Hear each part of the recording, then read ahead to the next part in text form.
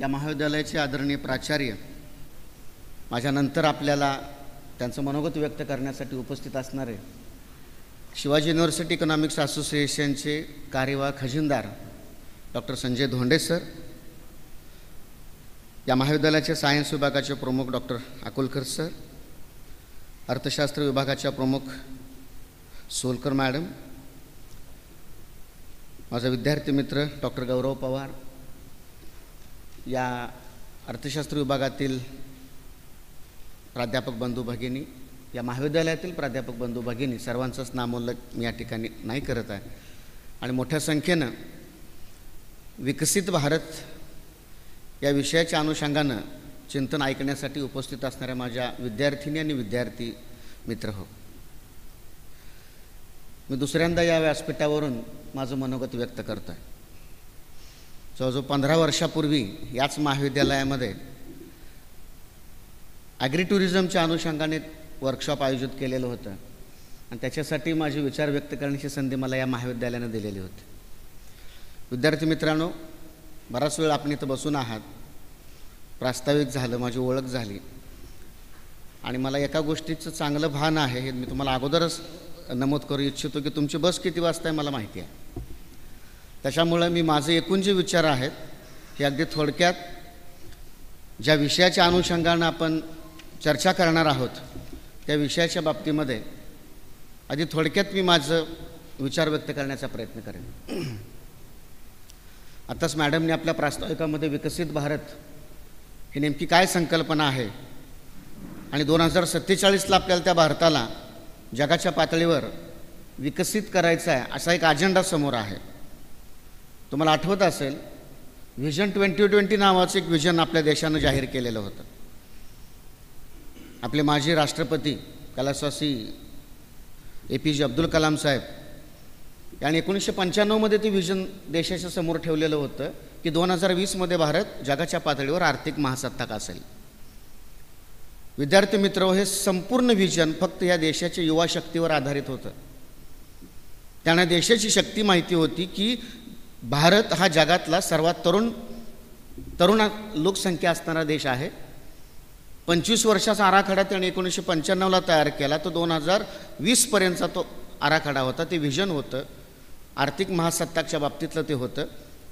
खरं तर अत्यंत पवित्र विजन होतं. 2020 संपून गेलं. जर तुम्ही भारताची अर्थव्यवस्था अगदी खोलात जाऊन बघितला तर आपण ऑलरेडी आर्थिक महासत्ताक आहोत. तेवढं पोटेन्शियल आहे, तेवढं स्ट्रेंथ आपल्याकडे आहे. पण त्या आर्थिक महासत्ता ज्यांच्या जीवावर आपण पाहणार होतो ते युवक, त्यांची बुद्धिमत्ता, त्याचा उपयोग आणि त्यांची शक्ती, त्याचा उपयोग, श्रमशक्तीचा उपयोग, या दोन्ही गोष्टी आजही पूर्णपणे वापरल्या जात नाहीत, हे वास्तव आहे. कारण विद्यापीठांमधून बाहेर पडणारा विद्यार्थी काही लाखोंच्या संख्येमध्ये आहे. या सर्वच विद्यार्थ्यांच्या बुद्धिमत्तेला आणि त्यांच्या श्रमाला काम मिळत नाही, हे आत्ताचं चित्र आहे. हे लक्षात आल्यानंतर परत 2047मध्ये आमच्या देशाला स्वातंत्र्य मिळून 100 वर्ष पूर्ण होतात. या 100 वर्षाच्या कालावधीमध्ये भारत हा विकसित कसा असला पाहिजे त्याच्यासाठी आत्ता तयार केलेलं सरकारनं हे विजन आहे. म्हणून त्याला नाव दिलं विकसित भारत ॲट 2047. आता ह्या सगळ्या गोष्टी बघत असताना आपल्याला एक माहिती पाहिजे, भारत आज जगातली 5वी शक्ती आहे. म्हणजे विकासाच्या बाबतीमध्ये किंवा एकूणच संपन्नतेच्या बाबतीमध्ये जो आपण भारताचा विचार करतो तेव्हा आज आपण 5व्या क्रमांकावर आहोत. 2027मध्ये आपण 3ऱ्या क्रमांकावर जाणार आहोत असं आमचं टार्गेट आहे. आणि 2047मध्ये आम्ही किती $1 ट्रिलियन इकॉनॉमी बनणार आहोत, ट्रिलियनची, तर ती $30 ट्रिलियन पर्यंत आपण जाणार आहोत, हे आमचं टार्गेट आहे.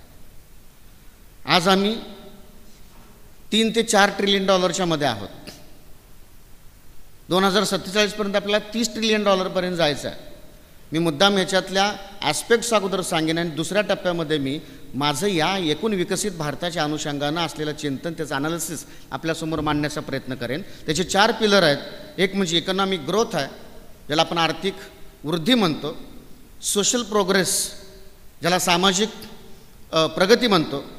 एन्व्हायरमेंटल सस्टेनेबिलिटी, ज्याला पर्यावरणाच्या दृष्टिकोनातून शाश्वतता आपण म्हणतो, आणि गुड गव्हर्नन्स, आमचं जे एकूण सरकारी कामकाज चालतं हे अत्यंत योग्य पद्धतीनं असावं. ह्या सगळ्या गोष्टी करत असताना हे जे व्हिजन, या देशाचा नागरिक म्हणून भारत कोणत्या दृष्टिकोनातून पुढं जात आहे हे जर व्हिजन बघितलं गेलं तर त्याच्या 3 गोष्टी आहेत.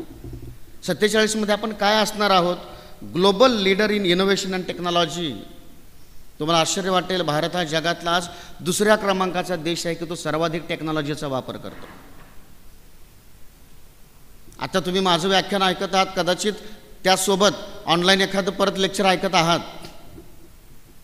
आज प्रत्येक विद्यार्थ्याच्या हातात मोबाईल आहे. जगातली सर्वात जास्त लोकसंख्या भारतातली की सर्वाधिक मोबाईलचा वापर करते. दुसरं विजन आमचं आहे model of human development and social welfare. जी युवा शक्ती, जो ह्युमन रिसोर्स या देशातला आहे तो कसा डेव्हलप करायचा. एक लक्षात घ्या, त्या विद्यार्थ्यांना फक्त शिक्षण पुरवलं म्हणजे विकास झाला असं नाही. मी जाता जाता 1-2 मिनटं तुम्हाला न्यू एज्युकेशन पॉलिसीच्या अनुषंगाने आपण बोलणार आहे. आणि तिसरा भाग आहे चॅम्पियन ऑफ एन्व्हायरमेंटल सस्टेनेबिलिटी. हे 3 व्हिजन घेऊन आपण आता पुढे जातोय. आता 3 व्हिजन घेऊन जेव्हा आपण पुढे जातोय तेव्हा आम्ही काय बदल करणं अपेक्षित ठरलेलं आहे, कशा पद्धतीने बदलत आपण या जगाच्या पातळीवर पुढे जाणार आहोत. तर सगळ्यात महत्त्वाचा मुद्दा आहे की स्ट्रक्चरल ट्रान्सफॉर्मेशन. या देशाची रचना बदलण्याचा आपण प्रयत्न करत आहोत. आता स्ट्रक्चरल ट्रान्सफॉर्मेशन जेव्हा व्हायला लागतं तेव्हा कोण स्ट्रक्चरल ट्रान्सफॉर्मेशन करू शकतं? आज भारताचा जेव्हा विचार केला जातो तेव्हा 1991 पर्यंत विद्यार्थी मित्रांनो भारताला एक नाव होतं, इंडिया वॉज एशियन टायगर. आशियाचा वाघ म्हटला जायचं भारताला. पण त्याच्या पुढे जो कंस घातला जायचा ना तो अत्यंत आपल्यासाठी घातक होता. तो म्हणजे India was Asian tiger but it was caged tiger. तो पिंजऱ्यातला वाघ होता. आता पिंजऱ्यातला वाघ म्हटलं की आपल्याला लगेच समोर चित्र दिसतं. तो पिंजरा आपण 1991ला बाजूला काढून ठेवला. उदारीकरण स्वीकारलं, खाजगीकरण स्वीकारलं, जागतिकीकरण स्वीकारलं. आणि या जागतिकीकरणाच्या प्रवाहामध्ये गेली 33 वर्ष आपण पुढे चालत निघालेलो आहोत. भारताची ओळख पुन्हा बदलली. भारताला वेगळं नाव आज दिलं गेलं, ते म्हणजे India is the king. Bharat हा राजा आहे. परत एक कंस समोर आहे, India is the king of 3rd world countries. 3ऱ्या जगाचा राजा आहे. आता 3रं जग बघायचं असेल तर पहिली 2 कोणती बघावी लागतील ना. त्याच्यामध्ये पहिलं जग सरळ सरळ येतं की युरोपियन कंट्रीज आहेत. दुसरं जग येतं आशियातली विकसित राष्ट्र आहेत.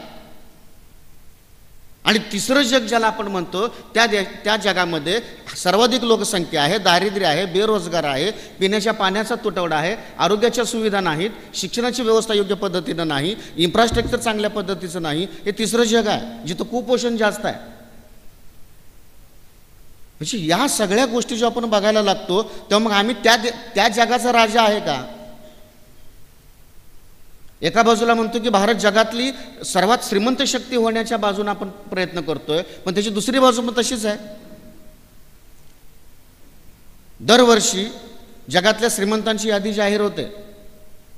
विद्यार्थी मित्रांनो, 5 श्रीमंत दरवर्षी जर जगातले पहिले 5 घेतले ना त्यात भारतातले 2 असतात. आणि त्याच वेळेला जगातले 5 गरीब घेतले ना पहिले 5 त्यात भारतातले 3 असतात. मग आपल्या लक्षात येईल नेमकं भारताचं स्वरूप आहे तरी कसं. श्रीमंतांच्या यादीत पण आम्ही पाठीमागं नाही, गरिबीच्या यादीमध्ये पण आम्ही पाठीमागं नाही. नेमका भारताचं नेचर काय आहे याच्यासाठी आम्ही लो प्रोडक्टिव्हिटीमध्ये जो आमचा ह्युमन रिसोर्स गुंतलेला आहे त्याला तिथून काढणार आहोत आणि हाय प्रोडक्टिव्हिटीमध्ये टाकायचं आहे. याच्यासाठीच न्यू एज्युकेशन पॉलिसी आहे.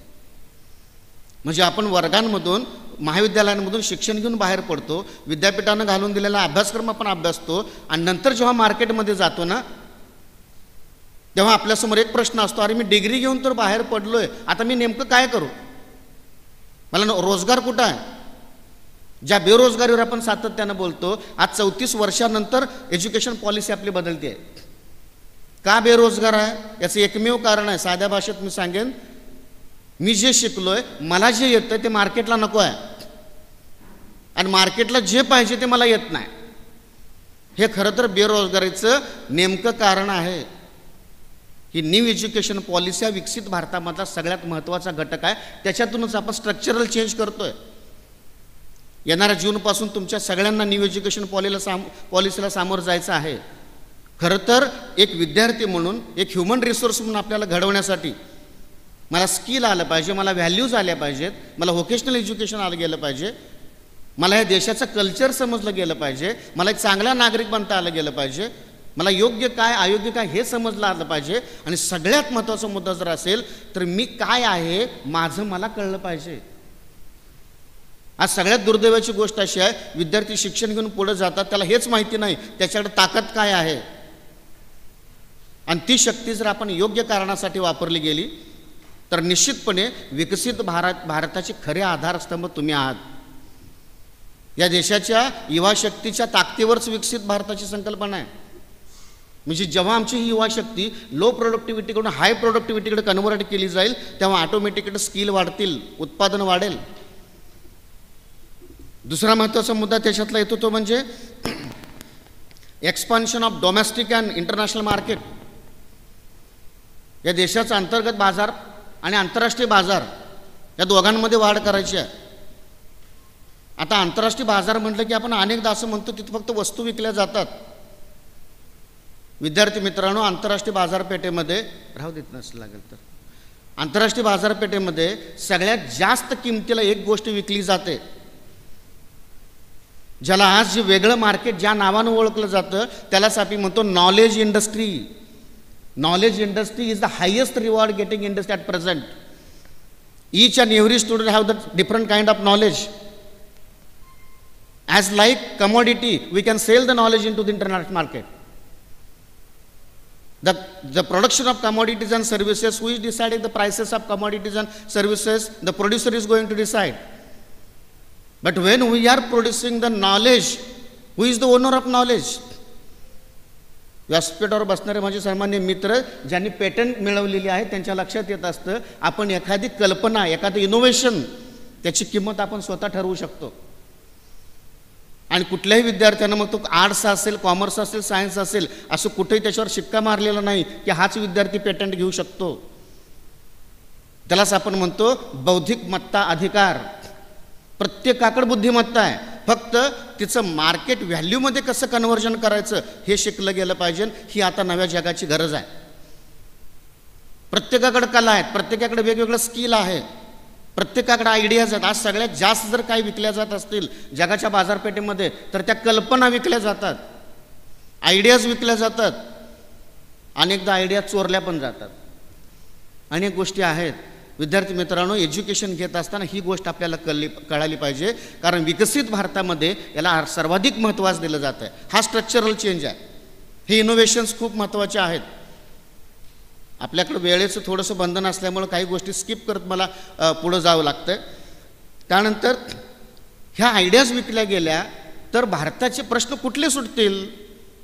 इनोव्हेशन्स आली तर कोणते प्रश्न सुटतील? अनेकदा आपल्याला शिकवलं जातं वर्गांमध्ये भारताच्या समोरचा सगळ्यात मोठा प्रश्न एक्सेस पॉप्युलेशन.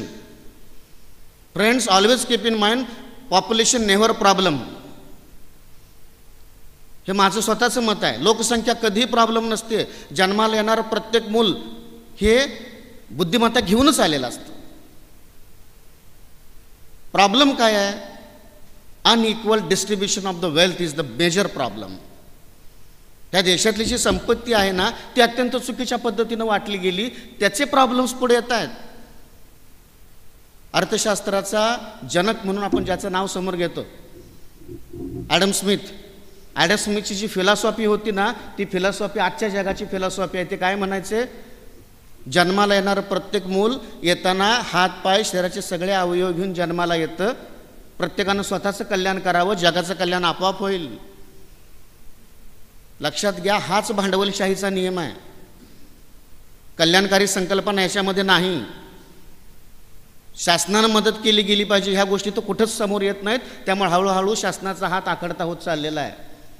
आपण पूर्णपणे भांडवलशाहीच्या दिशेनं निघालेलो आहे. म्हणजे माझं कॉम्पिटिशन हे विकसित राष्ट्रांच्या सोबत आहे. त्याच आधारावर हा संबंध भारतामधला एकसारखा अभ्यासक्रम पुढे येतोय. डिग्रीचं नेचर एकसारखं पुढे येतं. त्याचं कारण कोणत्याही महाविद्यालयातून शिक्षण घेऊन बाहेर पडलेला विद्यार्थी आज जगाच्या मार्केटमध्ये एकाच प्लॅटफॉर्मवर असणार आहे. मी असं नाही म्हणू शकत आहे की मी ग्रामीण भागातून आलो तो मेट्रोपॉलिटन सिटीमधून आला आहे. बुद्धिमत्ता सारखीच आहे, तिचा वापर कसा करायचा, कशा पद्धतीने त्याला मोल्ड करायची, हे न्यू एज्युकेशन पॉलिसीचा सगळ्यात महत्त्वाचा भाग आहे. ह्याच्यातून अपेक्षित एक आहे की लोकांचं उत्पन्न वाढवणं, रोजगार वाढवणं, रोजगार क्षमता वाढवणं, या त्याच्यामधल्या सगळ्यात महत्त्वाच्या बाबी आहेत. हे सगळं आपण करत चाललो आहे. विकासाच्या बाबतीमध्ये या देशाची श्रमशक्ती जगातली सगळ्यात मोठी आहे. प्रॉब्लेम एकच आहे, या श्रमशक्तीला काम उपलब्ध नाही, हा महत्त्वाचा मुद्दा आहे. आणि जिथं काम उपलब्ध आहे ना, तिथं श्रमशक्ती उपयोगाची नाही, हा दुसरा प्रश्न आहे. शेतकऱ्यांना प्रश्न विचारला गेला तर ते म्हणतात मला कामगारच मिळत नाहीत, शेतात काम करायला शेतमजूर मिळत नाहीत. इंडस्ट्रीमध्ये गेलं तर ते म्हणतात मला योग्य पद्धतीचे कामगार मिळत नाहीत. आणि दुसऱ्या बाजूला तर बेरोजगारी प्रचंड मोठ्या प्रमाणामध्ये आहे. याचा अर्थ काय, कुठेतरी गॅप आहे. हा गॅप जर आपल्याला फुलफिल करायचा असेल तर न्यू एज्युकेशन पॉलिसी त्याच्यामध्ये ब्रिज म्हणून काम करते. त्याचे 6 व्हर्टिकल्स आहेत, तो स्वतंत्र आपल्या भाषणाचा विषय होईल, तिकडे मी फारच नाही जात. पण जाता जाता एवढंच मी सांगेन, न्यू एज्युकेशन पॉलिसीमधून हा ब्रिज भरून काढण्याचा निश्चितपणे प्रयत्न केला जातो. ह्या सगळ्या विकासाच्या प्रक्रियेमध्ये 47 आपण बोलतोय, 47 ते 2024 काय झालं या देशात?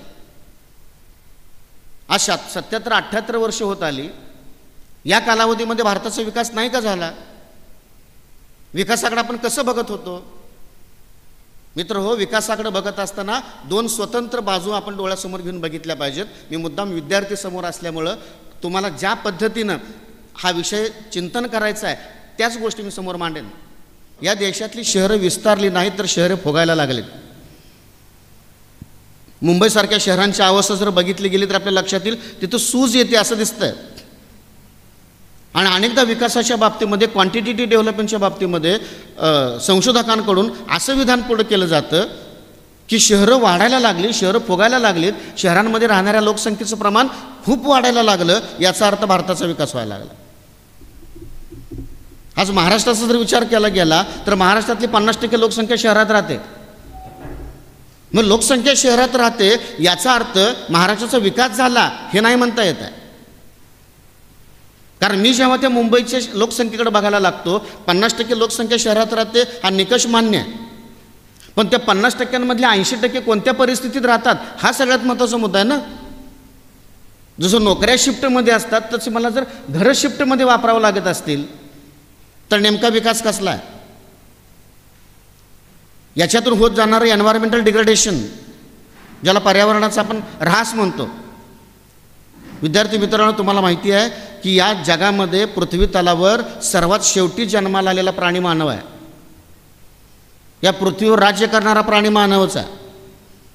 मग त्या पृथ्वीचं भलं करायचं का त्याचा विध्वंस करायचं हे सुद्धा मानवाच्याच हातात आहे. म्हणून विकसित भारतामधलं सस्टेनेबिलिटी हा सगळ्यात महत्त्वाचा ऑब्जेक्टिव्ह पुढे ठेवलेला आहे. शाश्वत विकास, चिरंतन टिकणारा विकास आपल्याला अपेक्षित आहे. दुसरा महत्त्वाचा मुद्दा असा येतो, असं म्हटलं जातं की आपण आरोग्याच्या क्षेत्रामध्ये खूप सुधारणा केली.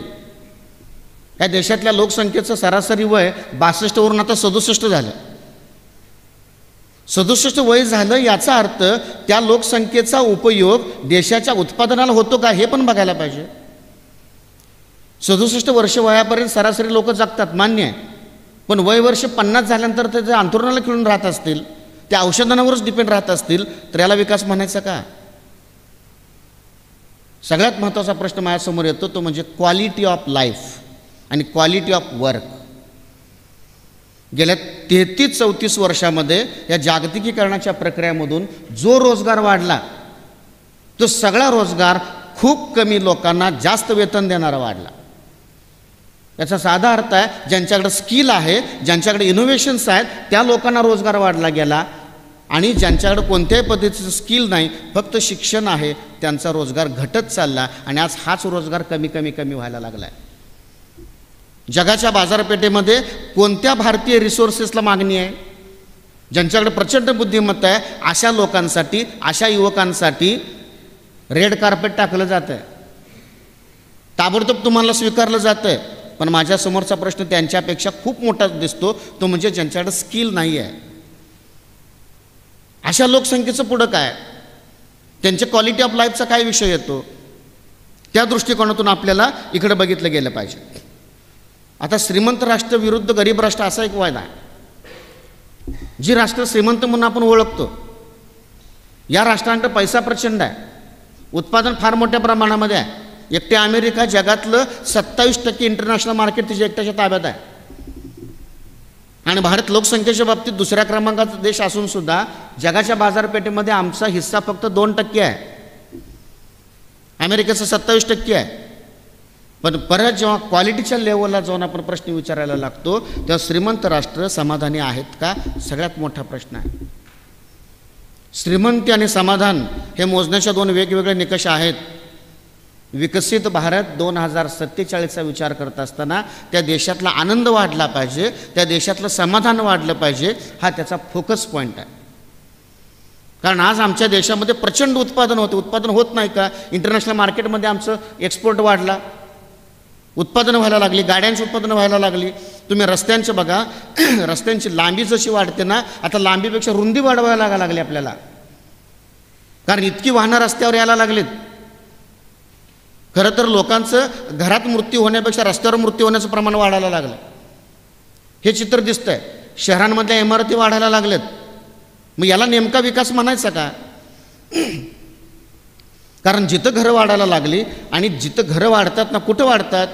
जिथं रस्ता जवळ आहे, रेल्वे स्टेशन जवळ आहे, विमानतळ जवळ आहेत, आणि सगळ्यात महत्त्वाचा मुद्दा जिथं पाणी जवळ आहे, उपलब्ध आहे, अशा ठिकाणी लोकवस्ती वाढते. याचा साधा अर्थ आहे, कोणती जमीन त्या घराखाली जाते, तर याच्यामध्ये सर्वाधिक महत्त्वाचा मुद्दा पिकाऊ जमीन त्याच्या खाली जाते. म्हणजे जी कल्टिवेटेड लँड आहे, जी प्रोडक्टिव्ह लँड आहे, ती श्रिंक व्हायला लागली हळूहळू. म्हणजे जमीन उत्पादनाचं प्रमाण कमी कमी होत चाललं, हे एका बाजूला दिसतं. आणि मग इतक्या मोठ्या प्रमाणामध्ये उत्पादन वाढलं, ते वाढलेलं उत्पादन वाटलं कुठं जातं आहे? या देशाच्या शासनाच्या समोर सगळ्यात महत्त्वाचा चॅलेंज हे आहे, उत्पादनं वाढतात तरी पण दारिद्र्य का हटत नाही. उत्पादनं वाढतात, कंपन्या वाढतात, फार मोठ्या प्रमाणामध्ये फर्म्स एस्टॅब्लिश होतात, रोजगार का वाढत नाही? अर्थशास्त्रात त्याला एक शब्दप्रयोग आहे, वाढणार उत्पादन विशिष्ट वर्गाकडे जातं, त्यालाच मोनोपॉली हाऊसेस म्हणतात, ज्याला आपण मक्तेदारी घरं म्हणतो. आणि त्या ठिकाणीच ते गेल्यामुळं आज माझ्या एकूण देशामध्ये एका बाजूला इंडिया आहे आणि दुसऱ्या बाजूला भारत आहे. मग प्रश्न निर्माण होतो की इंडियात कोण राहतं आणि भारतात कोण राहतं? डेव्हलप्ड इंडिया असं म्हटलेलं नाही, विकसित भारत असं म्हटलं आहे. मला इंडियाच्या विकासापेक्षा भारताचा विकास जास्त महत्त्वाचा वाटतो. ज्याला इंडिया नाव दिलं गेलं अर्थतज्ञांकडून ना, त्याच्यामध्ये फक्त 1% लोक राहतात, की ज्या 1% लोकांकडं या देशातली 56% संपत्ती आहे. याच्यावरून आपण विचार करायला हवा की किती मोठ्या प्रमाणामध्ये या देशामध्ये श्रीमंत आणि गरिबांमध्ये दरी वाढत जाताना दिसते. याचाच इम्पॅक्ट असा दिसतो, एका बाजूला आहेरेचा वर्ग आहे आणि दुसऱ्या बाजूला नाहेरेचा वर्ग आहे. आणि याच्यातून जे निर्माण होतं ना, ते म्हणजे अस्वस्थता निर्माण होते, जी आज आपण आपल्या अवतीभोवती पाहतोय. का अस्वस्थता निर्माण आहे? कारण एखाद्याकडे एक्सेस सगळ्या गोष्टी आहेत आणि दुसऱ्या बाजूला त्यांच्याकडे खायला अन्न नाही. हे चित्र जेव्हा डोळ्यासमोर दिसायला लागतं तेव्हा आपल्याला विकसित भारताच्या अनुषंगानं काय करायला हवं, तर सगळ्यात महत्त्वाचा मुद्दा येतो, त्या देशातली लोक समाधानी असली पाहिजेत. आणि समाधान कसं मोजायचं याच्यासाठी जागतिक पातळीवर आता एक इंडेक्स तयार केला जातोय, त्यालाच आपण म्हणतो हॅपीनेस इंडेक्स, आनंदाचा इंडेक्स. आता हॅपीनेस इंडेक्समध्ये आम्ही 147 लोकांच्या यादीमध्ये 136वर आहे. आणि नेदरलँडसारखी राष्ट्र पहिल्या 2मध्ये आहेत. मध्ये हॅपीनेसच्या बाबतीमध्ये भारत इतका मागं का? उत्पादनं तर मोठी होतात, जगाच्या पातळीवर तर राष्ट्र आमचं फार पुढं जाताना दिसतंय, मग हॅपीनेस इंडेक्समध्ये आम्ही इतक्या पाठीमागं का? याचा अर्थ देशातील लोक समाधानी नाहीत. म्हणून विकसित भारताचं दुसरं एक व्हिजन आहे, विकसित भारत, समाधानी भारत, हे टॅगलाईन दिलेले आहेत. मग आता ते समाधान मिळवायचं असेल तर आपण नेमकं कशा पद्धतीनं पुढं जायला हवं, या गोष्टींवर जेव्हा आपण चिंतन करायला लागतो. कारण माझ्यानंतर डॉक्टर धोंडे सर एक 5-10 मिनटं बोलणार आहेत आणि एंड टाईम आपल्याला माहिती आहे, म्हणून मी आता शेवटाकडे पुढे येईन. विद्यार्थी मित्र हो, एक बाब लक्षात घ्या, तुमच्यासमोर जेव्हा मी ही भूमिका मांडतोय तेव्हा संबंध देश, अर्थव्यवस्था कशा पद्धतीनं आपण तिकडं बघायला लागतो हे जेव्हा कळेल तेव्हा पहिल्यांदा लक्षात घ्यायला पाहिजे, या पुढच्या टप्प्यामध्ये भारत सरकारचं विजन विकसित भारत असेल, पण मी स्वतः विकसित जर नाही झालो तर भारत विकसित होत नाही, हे आपण सगळ्यांना लक्षात घ्यायला पाहिजे. आज तुम्ही ज्या भागातून येता, ज्या रिजनमधून तुम्ही येता, तिथले चॅलेंजेस तुम्हाला माहिती आहेत, तिथं काय अपॉर्च्युनिटीज आहेत हे पण तुम्हाला माहिती आहे. आणि सगळ्यात महत्त्वाचा मुद्दा तुम्ही पहिल्यांदा विचारात घेतला पाहिजे, जर मी आज BCom part first, BSc part first किंवा BA पार्ट फर्स्टला असेल तर 3 वर्षानंतर मी कुठं असणार आहे, आफ्टर ग्रॅज्युएशन 5 वर्षानंतर मी कुठं असणार आहे, आफ्टर पोस्ट ग्रॅज्युएशन. आणि आपल्याला हे कळलं पाहिजे की 5 वर्षानंतर जगातली परिस्थिती कशी असणार आहे हे शिका, याचा अभ्यास करा. आणि याचा अभ्यास करण्यासाठी भविष्य बघावं लागत नाही. अर्थशास्त्राच्या विद्यार्थ्याला तुम्ही नेहमी सांगतो, तुम्ही जे प्रोडक्शन करताना तुम्हाला 2 डोळे देवानं दिलेत, निसर्गानं दिलेत, देवानं नाही. त्यातला एक डोळा तुमच्या प्रोडक्शनवर पाहिजे आणि दुसरा डोळा मार्केटवर पाहिजे. मी माझ्याकडे हे आहे, ही वस्तू आहे म्हणून मार्केटला विकायला जायचं नाही. मार्केटला काय पाहिजे हे अगोदर बघा आणि त्याचं प्रोडक्शन करण्याचं काम चालू करा. तुम्ही जेव्हा शिक्षण घेताय ना, तेव्हा पुढच्या 3 वर्षानंतर रोजगाराची स्थिती कशी असेल, 5 वर्षानंतर रोजगाराची स्थिती कशी जगाच्या बाजारपेठेमध्ये असणार आहे, त्याचा विचार करून आत्तापासून ते आपण शिकत जायला हवं. तरच निश्चितपणे तुम्ही त्या मार्केटमध्ये टिकू शकाल. विकसित भारताची स्वप्न शासन बदललं की वेगळ्या पद्धतीचे टॅगलाईन्स येतात, वेगळे टार्गेट्स येतात, वेगळे व्हिजन पुढे यायला लागतं. नागरिक जिथल्या तिथं राहतो. आणि आपल्याला हे कधी कळतं, जेव्हा आपल्यावर जबाबदाऱ्या येऊन पडतात, तो पण आपल्या हातातनं वेळ निघून गेलेली असते, शिक्षणाचा कालावधी संपलेला असतो. आणि आजचं चित्र तितकं भयानक आहे. या विकसित भारताच्या समोरचं एक मोठं चॅलेंज जगाच्या समोरचं पण आहे. आज आपण जसं एखाद्या आजारावर मात करण्यासाठी प्रयत्न करायला लागतो, तसं आज जगामध्ये एक मिशन चालवलं जातं आहे, ते म्हणजे डिजिटल डिटॉक्स. म्हणजे आज आपण या इंटरनेटच्या मायाजालात इतकं अडकत निघालेलो आहोत. एक वेळ आपल्याला एक वेळचं जेवण नाही मिळालं तर काय वाटत नाही, पण मोबाईल जवळ नसेल तर आपल्याला व्हायबल होतं. आणि आज जगभरामध्ये सर्वाधिक संशोधनं कशावर सुरू असतील तर ती सातत्यानं इंटरनेटचा वापर करून हॅबिच्युएट झाल्यामुळं लोक वेडे होतात का वेडे असणारे लोक इंटरनेटचा जास्त वापर करतात, ह्याच्यावर संशोधनं सुरू आहेत. म्हणजे एखादी टेक्नॉलॉजीचा वापर करावा, पण ती टेक्नॉलॉजी कशासाठी असली पाहिजे, स्वतःच्या प्रगतीसाठी असली पाहिजे.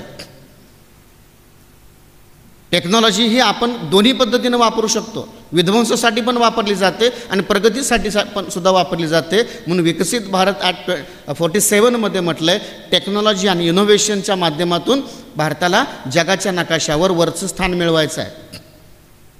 या अनुषंगानं आपण टेक्नॉलॉजीचा वापराचा प्रयत्न केला गेला पाहिजे. त्यामुळे आपण सर्वांनी पहिल्यांदा एक ठरवलं पाहिजे, मला स्वतःला मी सक्षम करायला कसं पात्र ठरेल, कसं एबल ठरेल.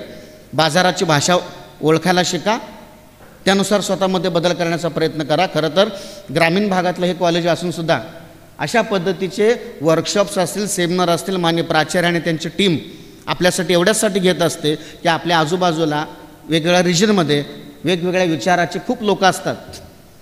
ते विचार आपल्यासमोर ऐकवणं हे सहजासहजी शक्य होत नसतं, तरी ते इंटेरियरला असूनसुद्धा ते सातत्यानं प्रयत्न करतात.